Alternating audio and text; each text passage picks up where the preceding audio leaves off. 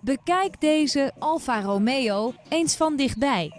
Het is een auto uit 2017.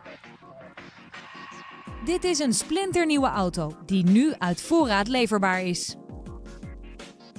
Deze auto is onder andere uitgerust met een regensensor en LED-achterlichten. Voorzieningen als een bandenspanning-controlesysteem, ESP en Lane Departure Warning helpen u om elke rit tot een veilige rit te maken.